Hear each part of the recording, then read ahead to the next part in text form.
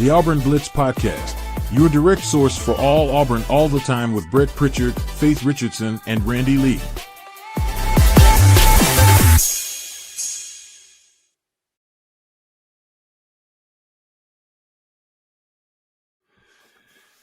What's up, everybody? Welcome into the Auburn Blitz Podcast here on a Thursday morning. We are glad that you joined us wherever and whenever it is that you join us each and every day here on Auburn Blitz and making Auburn Blitz part of your daily Auburn athletic intake. Brett and Randy here to start. Faith will jump in. I apologize again. It is way better, though. It is way better than what it has been the last couple days, but appreciate everybody fighting through it with me. I hate cold weather. I hate that you wake up, it's 40, and then it can be 70, and it's raining today. So we got a lot to dive into, but glad to be here, Randy. Good to see you. Well, I don't think you're the only one, Brett. I gave you a little story this morning. So my daughter got up, and by the way, she's in the fourth grade, and she decided she didn't want to go to school today, and her stomach's I understand hurting, that. I get that. And she's got really the same sound as you do. So I know she's not feeling good, but it's like, oh, well, God. Bless her heart then if she sounds like this. I Yeah, sound like she I've been does. smoking Yeah. Marlboro Reds for 30 years. And then, No offense to anybody that's done that, by the way. I'm just saying. And then my well, it's probably not a good idea. I mean, that doesn't mean you can't do it, but it's probably not a good idea. It's probably not a good idea. But then my son, I know all of you out there that's got multiple kids, you get one of them that's sick that gets to stay at home. The other one wants to stay at home. Oh, yeah. So I've been dealing with that all morning. So what you sound like, Brett, I think a lot of families out there are dealing with. Well, I apologize. You know, I don't choose to sound like this, but the weather kind of predicate. I usually get it one time and then it's done. So hopefully, and thank God it wasn't the Super 7 week because amen on that. Because you can almost set a calendar for that. It's going to be the first real true cold spell every year is going to be that Super 7 week. Every time. So, yeah, the week after Super 7, I just need to take it off, Justin. You're exactly right. You talk about exhaustion. It just wears you down.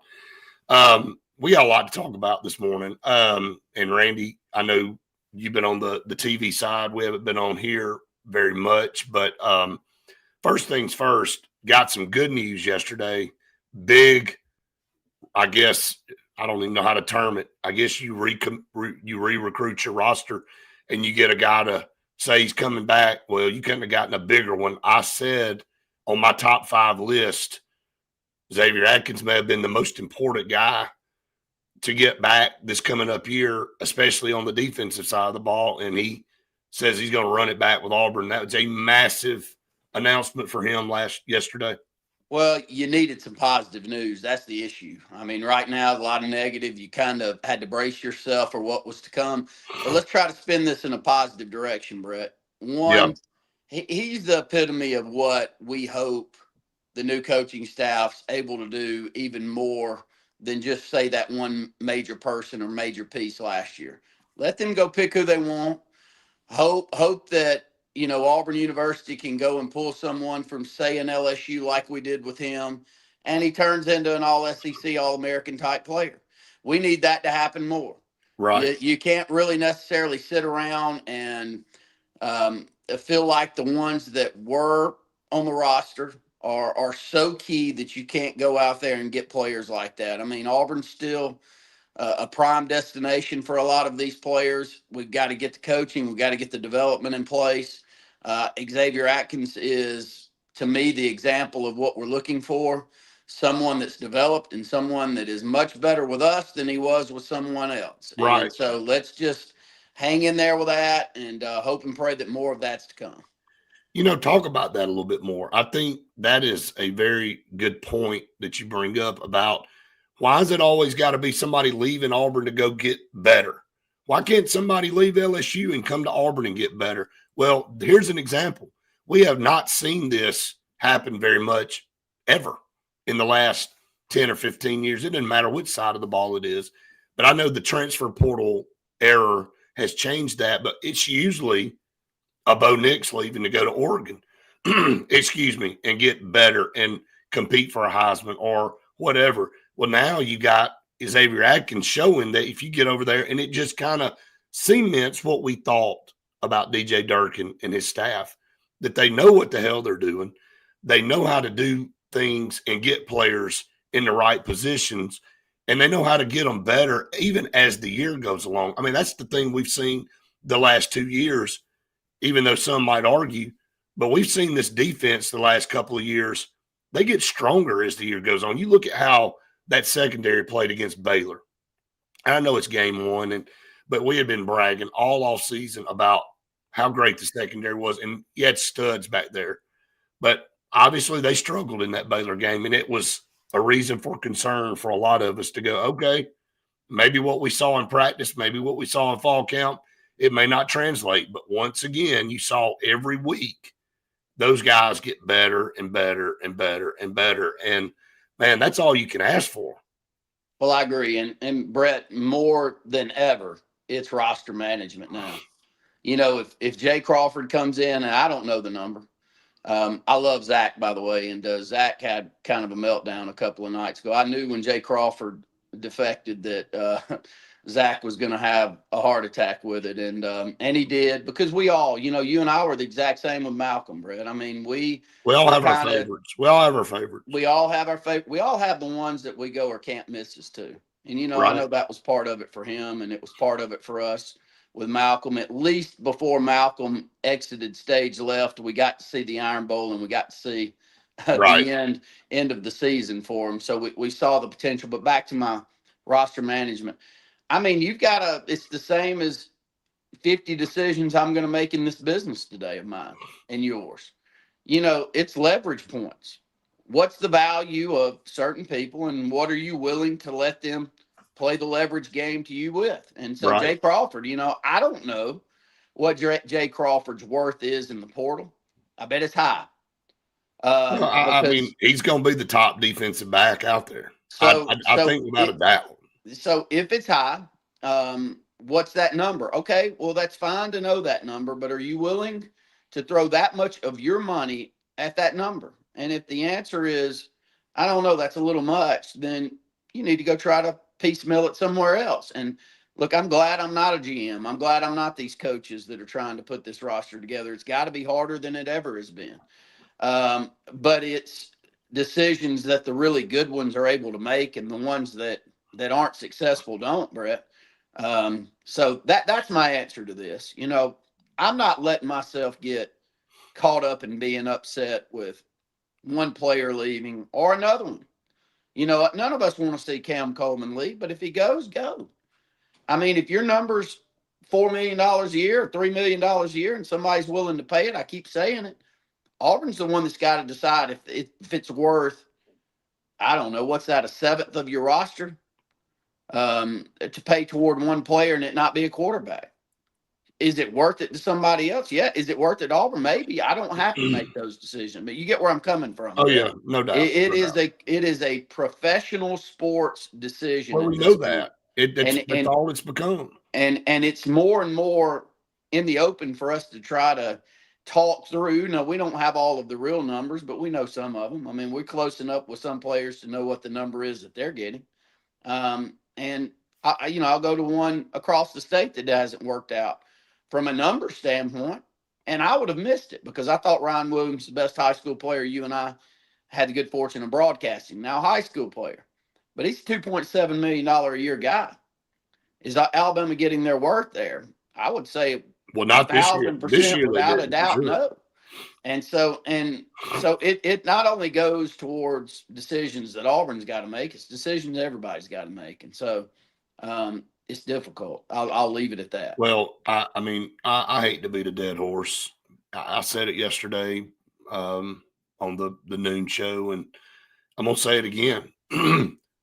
You have got to regulate this stuff. Oh, yeah. I mean, you are seeing more and more pro players come out and say, hey, there are way more regulations and organization in NFL than there is in college. And it's the truth.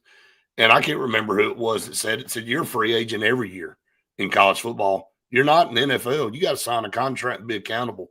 You know, I got to know, Randy, for a certain amount of time that you and I are going to give each other a chance to make something work together. Yep. And you're not out there fishing every 3 months or somebody's poaching, like all this stuff about, oh, well, you can't really talk to somebody while, before the port. Are you kidding me, man? Like most people that the higher elite players that get in the portal, they pretty much already got a deal done. And if you don't think that's the case out there, whoever it is, your damn head's in the sand. Like that's how it's working. I think Eli Drinkwitz said yesterday or day before that every single player on his roster has been called. We heard Connor Lew 2 years ago say that upwards of 17 to 20 had reached out to him after his freshman year about transferring. It happens in all the sports, baseball, basketball. But you gotta, if you want to put a stop to this, you have to put ink to paper. You have to sign a deal and you have to go make it 2-year contracts. And at the end of that 2 years, everybody come back to the table. If you want to re-sign that guy, re-sign him. If he has performed above and beyond, that's his opportunity to make more money. If not, then you can go, well, we'll keep you, but you ain't done anything. But if you want to get in the portal, so be it. But if you want to get in the portal after you've achieved a lot and you want more than we're willing to pay you, then go do it. But now it's every single daggum year. Every year you got to re-recruit your roster, man. It's got to be hair pulling for these coaches. And again, I'm not sitting here defending guys that make $6, $7, $8, $9 million a year coaching football. But I am saying if you expect them to perform at the highest level and put a great product on the field, give them a chance, man. Give them a chance to be consistent. I don't think the chance is there. I don't think the current setup is set up for that, Brett. I think you got to take the Bruce Pearl model in basketball. I keep saying it over and over. I'm just saying, don't you think it's got to get there where you get to a point where players are signing contracts? Oh, 1,000% agree. What what I'm saying is I really like your ideas. Yeah. I said it. I don't want to act like I don't always agree with Brett Pritchard. A lot of times I don't. But his ideas on this have been spot on for a couple of years now. And his idea that you're a free agent after 2 years of contract out of high school is perfect. Because my point is, you've got to prove yourself. And once you prove yourself, performance. Yes. Then go and get a massive deal. Absolutely. Like if you're if Deuce Knight, after his second year with Auburn this year, I hope we keep him. If his deal were $500,000 a year coming out of high school, and I know it's not, I'm just throwing a hypothetical number out there. Right. And he takes Auburn to 10 wins this next year. And on the open market, Notre Dame's willing to pay him $7 million a year next year. My gosh, go get your money. Auburn's going to either have to decide that they pony up or not. And all of that's hypothetical. I'm not. Yeah, we're not. Yeah, those aren't at all. But my point is, that's always been your thought, and I think that it's dead on, because the problems in the current setup is you are throwing so much money at speculation. So the perfect example for Auburn right now is Perry Thompson. Gosh, I was so happy that Hugh Freeze went down to Foley, Alabama, and kept one of the top recruits in the state. And I hope he ends up somewhere and has a unbelievably good career. I'm still cheering for him. Brett and I try to cheer for all of our high school kids here in the state of Alabama. We've made a point to do that. But I don't know what we paid him, but whatever it was with the production that we got on the field, and there's a million different excuses on why that production wasn't up to the standard we expected. But at the end of the day, it didn't work out. No. And look, Andy Graham did this, he does these tremendous segments over the years, Brett, that you and I, even when we're doing shows, I tend to come back to. And he did a segment on the Tuesday show with me, Brett, where he went back, and it will make you throw up, by the way. But he looked at all 16 quarterbacks that have started football games for Auburn since 2011. And then he pointed, his point on all of this was to look at how many have started for other SEC teams in that time span. And also, Brett, how many have been benched in that time span. So we don't want to hear this, but let's say there's 16 quarterbacks that have started for Auburn since 2011. 14 of them have been benched at some point in time in their career. And some good ones. Oh, some good ones. And then since 2011 for Alabama, and I know that this is it's not a fair comparison right now in the state of the program for Auburn, but only 2 of those 10 have been benched. And I think that's a perfect example of, okay, his question though, Brett, and I would present that to you. You don't have the list in front of you, but I would present it to you and any I Auburn actually fan. do have the list in front of me. Okay, good. Well, I'll present his question to everyone out there. I mean, is it coaching or the player? Was it the player that we got? And here's his point. Is it the player that we chose ceiling was not high enough that unless they were developed at or in the perfect system, they weren't going to reach the potential that we needed them to get to? Or was the development and the coaching so bad that that player had great potential, we just didn't pull it out of him? You know, this has been the mysterious question or mysterious element of Auburn football for almost 20 years. It's the name of the podcast this morning. It's kind of ironic you just brought that up because that's what I wanted to eventually get to. Auburn absolutely has to figure out the quarterback position. And you and I know this as well as everybody watching this show. You can be great in all these other positions, but if you suck at quarterback, I don't care if it's the player, the coach, or a combination. I'm just saying, if you suck at that position, you can forget it. You can probably piecemeal some stuff together. Now, on the flip side, you can take a really good quarterback and have some average pieces around him and go to the moon. Now, not necessarily all the time does it happen that way, but you have a better chance of taking a really great quarterback with average pieces around them and getting somewhere to a championship level versus the other way, where you've got great elite pieces around and you got a quarterback that can't do the things that you need them to do. Man, in any sport, there's no position more important than the quarterback position there is in football. And Auburn, for whatever reason, has not been able to get this thing right.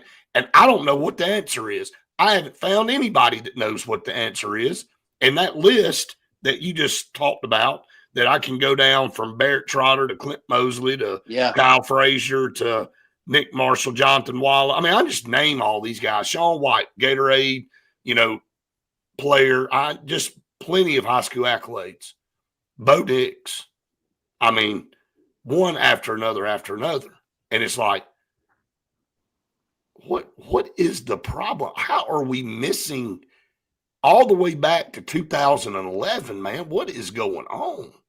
Well, and Faith stepping in. So, we did a majority of the show on Tuesday on it, and I'd love to hear y'all's thoughts on it. There are some of them, Brett, that you and I saw while they were high school players. I actually broadcasted quite a few of their games that I would have even said then, because they were 3 stars, I would have said, man, we're going to have to do an exceptionally good job of developing them for them to become a great college player.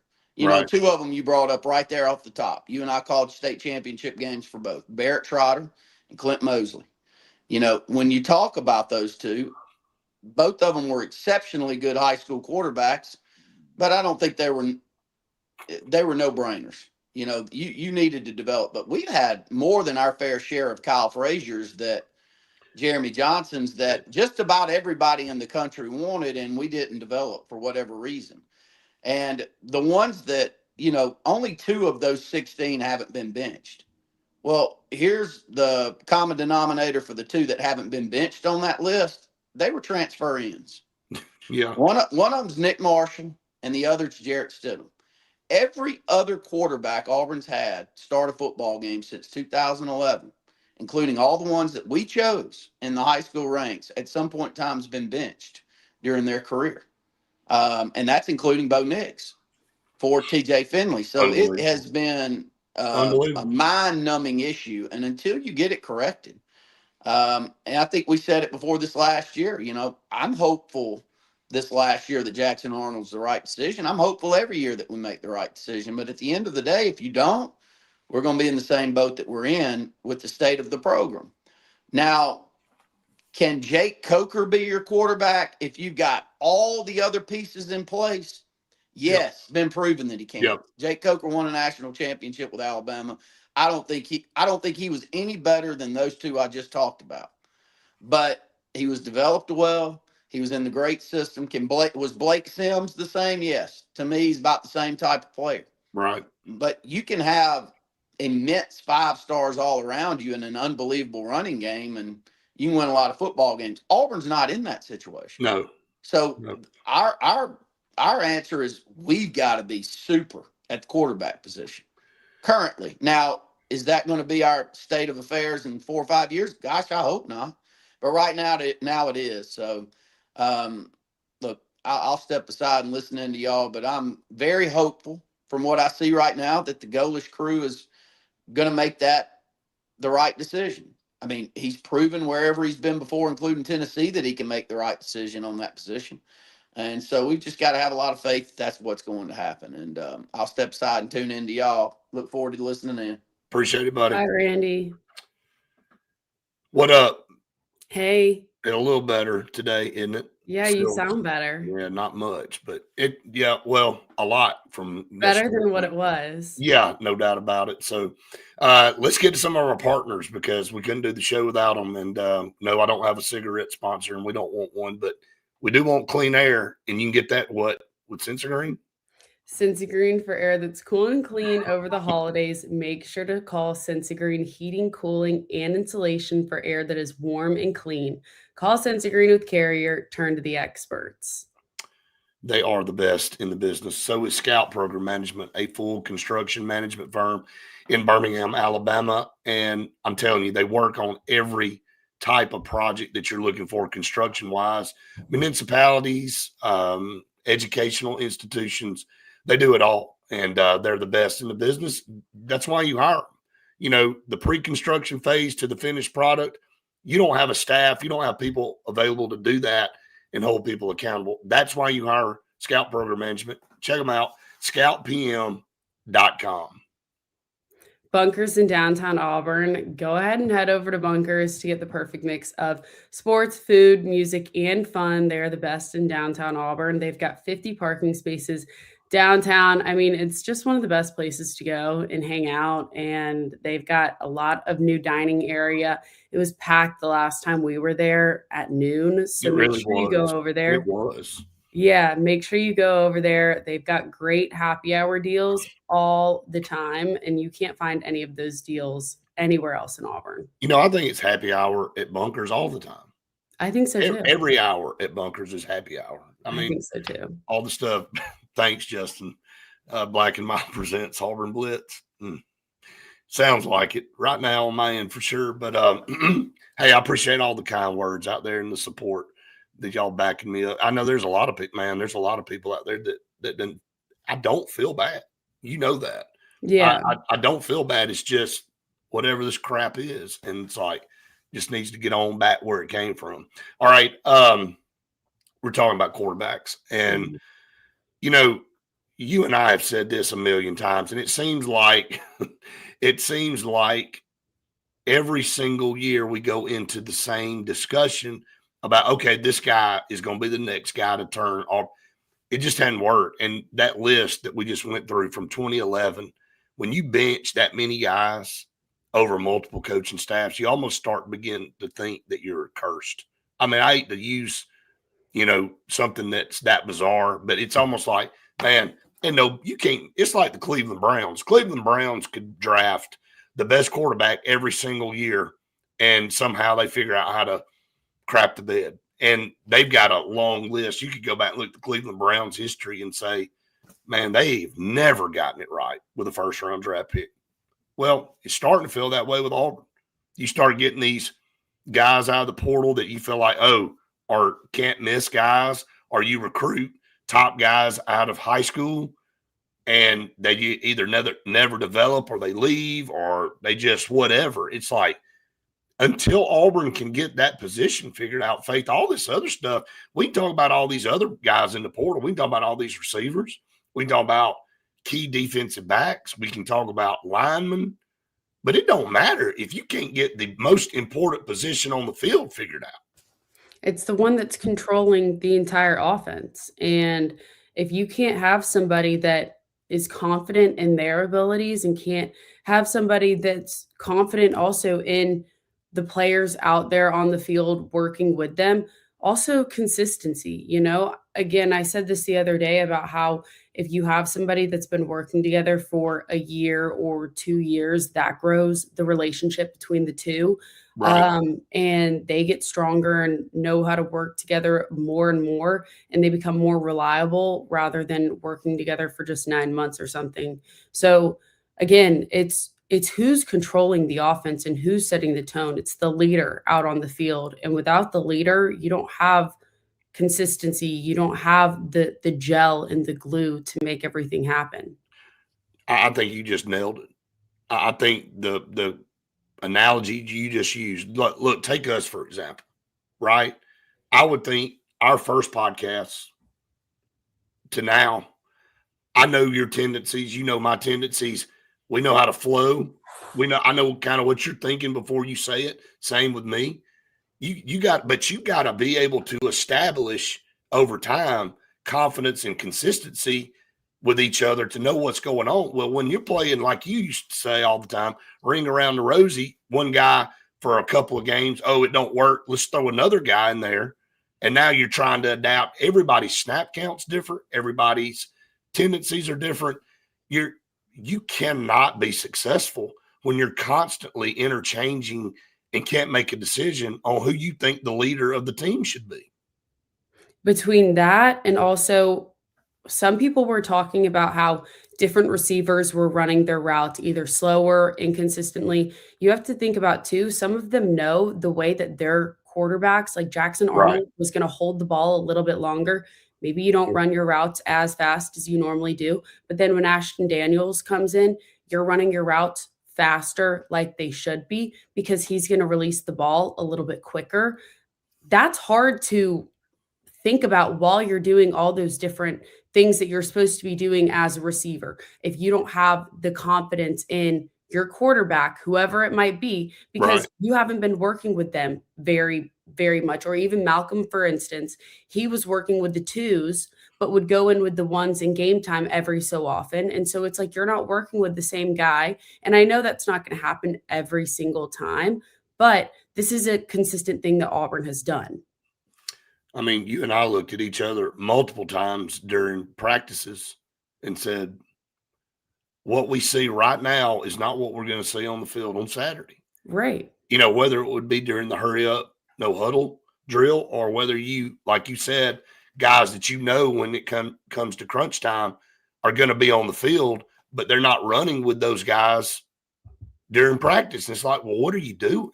And I know we weren't privy to everything at practice, and there were small windows that we had a glimpse at, but we're just telling people what we saw. So, but why would you waste time with a guy if you know he's going to be, you're not maximizing the potential and the opportunities of the guys that you're going to depend on. The quarterback situation to me is where it all starts and stops. I think Auburn's been fine in all these other positions. I think, yes, we've been deficient in some areas. We haven't been elite in some areas. But the one position that you really can't afford to be subpar is quarterback, and we have. And it's not a shot directed at each one of those guys.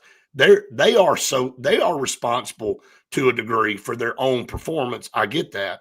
But obviously they have not been provided, with whatever they needed, or they don't feel like consistent wise with the changing, whether it be Hugh Freeze or Gus Malzahn or Brian Harsin.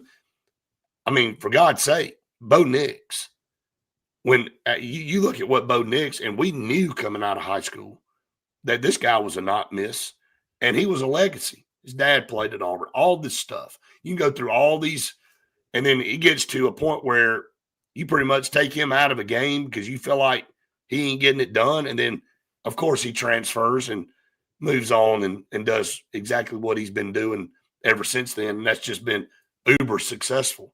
That is the most eye-opening thing I think that you can look at when you go, it isn't because Auburn hasn't had highly ranked guys and they haven't gone out and had guys that have moved on to be good.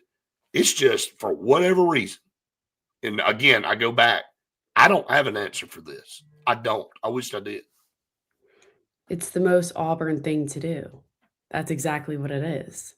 Like, there's no other way to spin it other than it's the most Auburn thing to do. There's been no coaching, no development from anyone in the past couple of No. years. Again, like you said, people that have transferred in and done something great, whatever they've transferred in.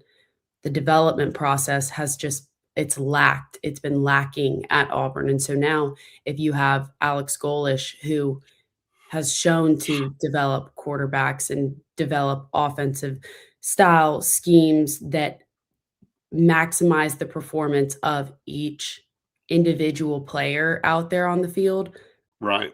that's where you can only hope that Auburn is going to make plays out on the field that use the skill sets that these guys already have and are learning along the way. Right. Right. Not that anybody really cares because, I mean, I don't think anybody even knows these games are going on, but Alex Golish's former team, South Florida, played in a bowl game last night against Old Dominion and got beat 24-10.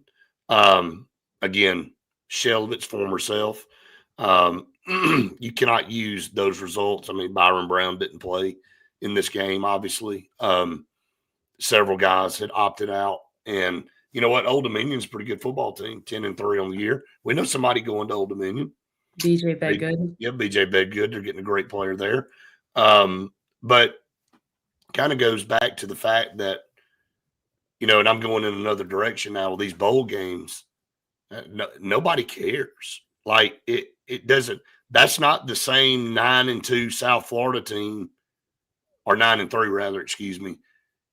That you saw last night. If you watched that game, that's a totally different team. I mean, and nobody's showing up to these things. The attendance, again, it goes right back into the line of thinking of what you and I've talked about for about 2 weeks now, that this calendar is so screwed up and it's made things and it's football playoff or bust, which I get that, because you got to get in that top 12. You got to be in the 12-team playoff, not the top 12. You got to be in the 12-team playoff to have a chance to win a national championship. And, you know, you may have had a 10-2 year, but if you didn't get in the playoff, you go, what? Hell, that sucks. That's a disappointment. Now I get to go to the Cheez-It Bowl. I'm just using that as an example, you know, or the Duke's Mayo Bowl. Is that in 2017 when Auburn didn't make the playoff, the 14 playoff, they went to the Chick-fil-A Peach Bowl. And now it was called the New Year's Six Bowl, where they tried to give a little bit more precedent. But I went to that game, you know, and I took the wrong mindset. I thought, no, Auburn's had a great year. They're going to go over here and attack this game. They could have cared less. They didn't want to be there. They were not motivated. Central Florida, they were very motivated because they'd never been to anything like that before. So they took it completely a different mindset, and they beat Auburn. And, you know, you walk out of there going, well, I'm glad I paid money to come over here and watch this crap. And I'm glad that the players didn't want to be here. But I see their point. You know, it's like such a deflation,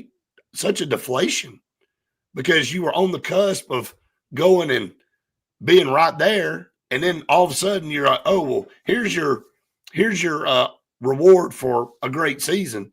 You get to go to a game that doesn't mean crap. And that's what a lot of these teams are looking at now. And they got to figure that out, or they're going to have to abolish this bowl system.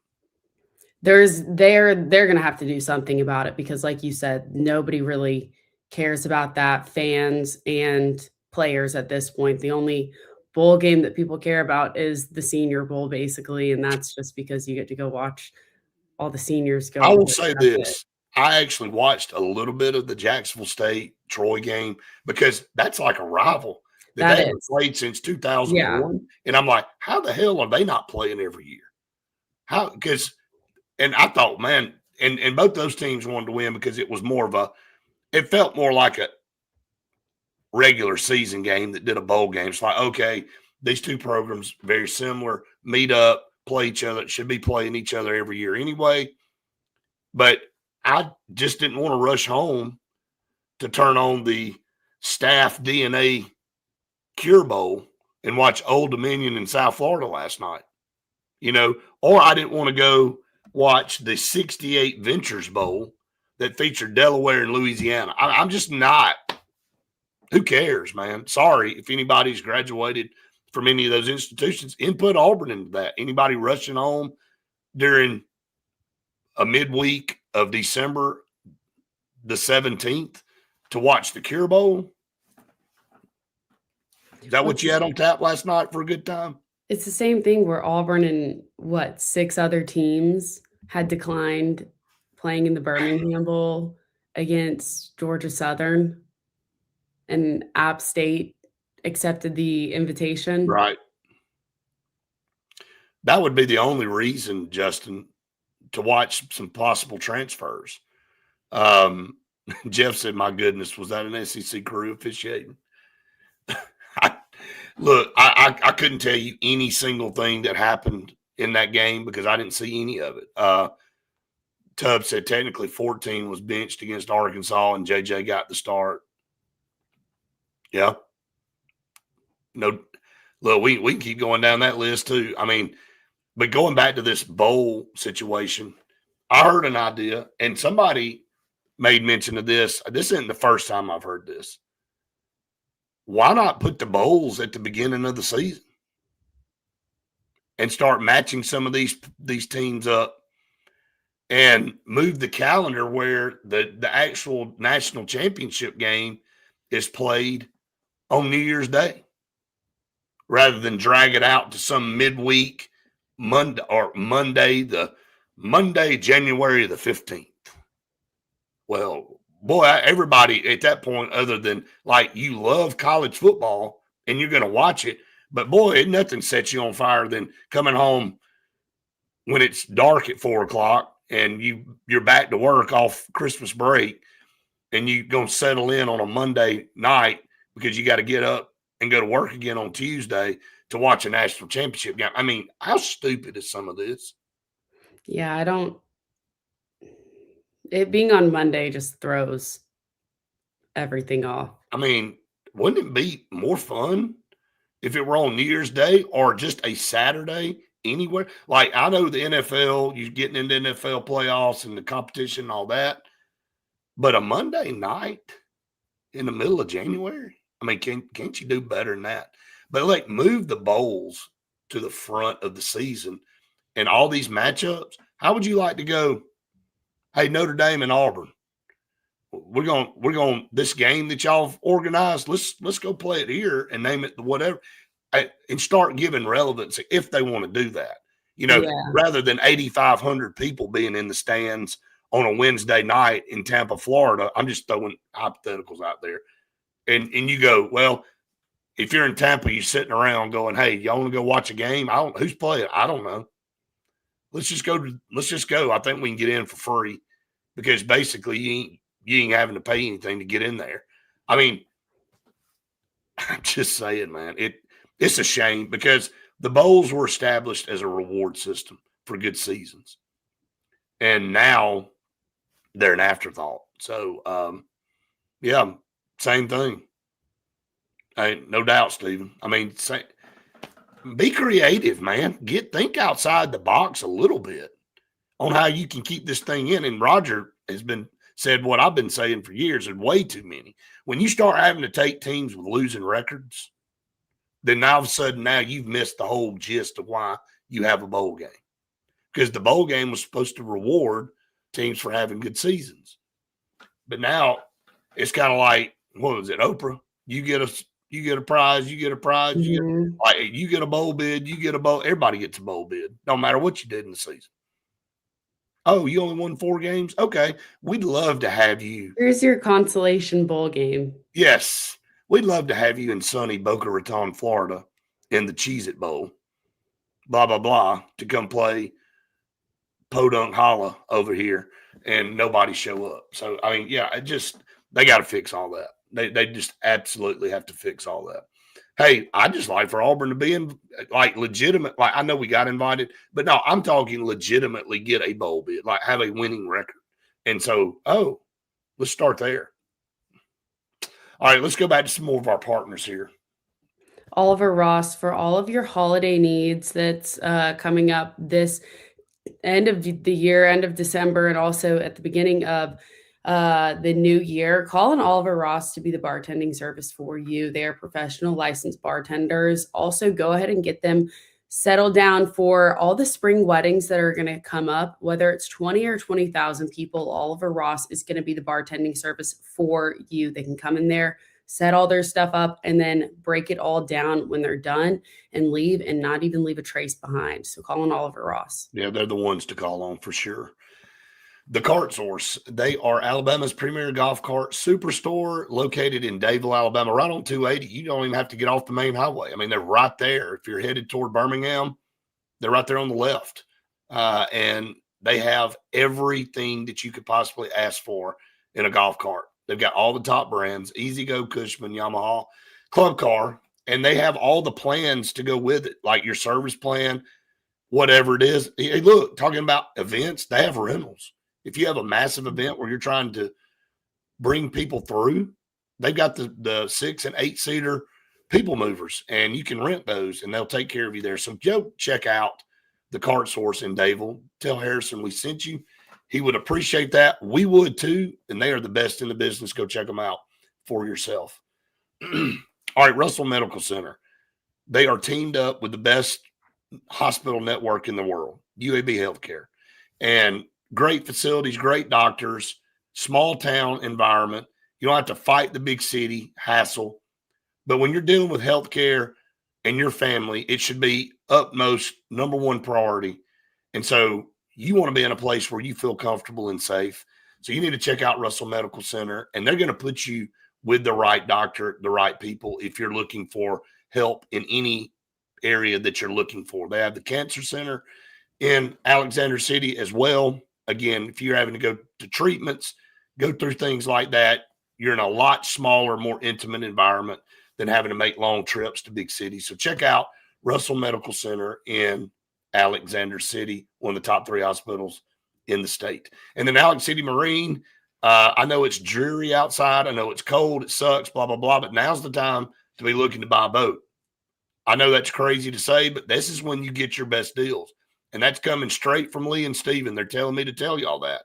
If you come to Alex City Marine, they're going to give you a great deal on a center console, pontoon boat, new or used, whatever it is that you're looking for. They can hook you up on that.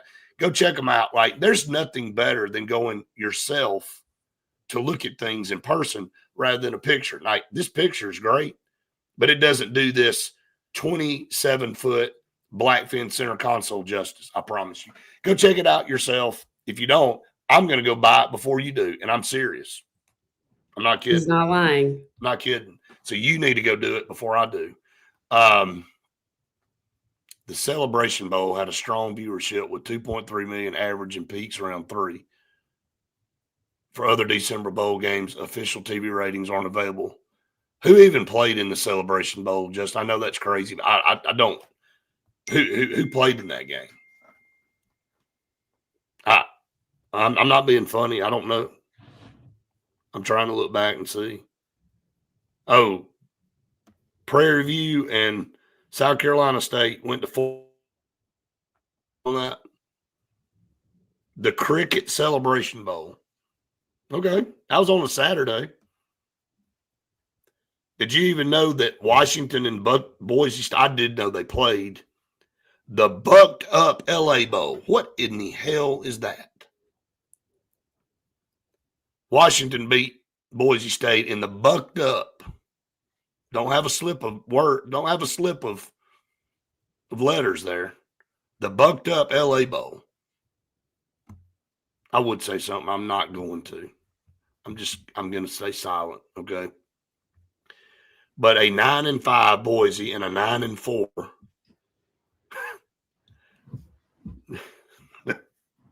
It was just bucked up, wasn't it? I don't know what else to say. I couldn't help it. I'm sorry. Coming. Yep. I just couldn't resist. Normally, any other time, Washington and Boise State, that'd be very intriguing, right?